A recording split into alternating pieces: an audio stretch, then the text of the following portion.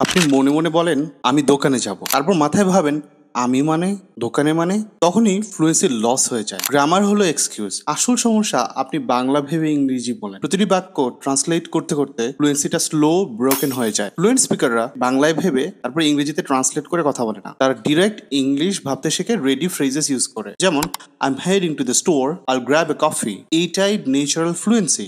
এই প্রবলেমটা ফিক্স করতে হলে মাথায় বাংলা ভাবা বন্ধ করুন। Start with small things. আমি ক্লাসে যাচ্ছি না, just think I am going to class.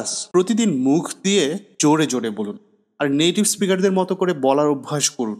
Fluency আসবেই ইনশাল্লাহ। এটা আমার নোটবুক, এইভাবেই ভাবুন। ডোন্ট থিঙ্ক খাতা মানে নোটবুক, তারপরে বলি just say directly this is my notebook, no Bangla in No! Head. This was just one small technique. On the full system, Yes! join our course, Spoken English and Pronunciation. Common course for early access. আপনি যদি এখনো মাথায় বাংলা ভাবেন, fluency আসবে না। Time to build the habit of thinking English. আমাদের স্কিলার English কাজ করছে স্টুডেন্টদের এই ধরনের হ্যাবিটগুলো চেঞ্জের জন্য। ফলো করুন, because fluency starts with thought. Skiller English, real skill, real you.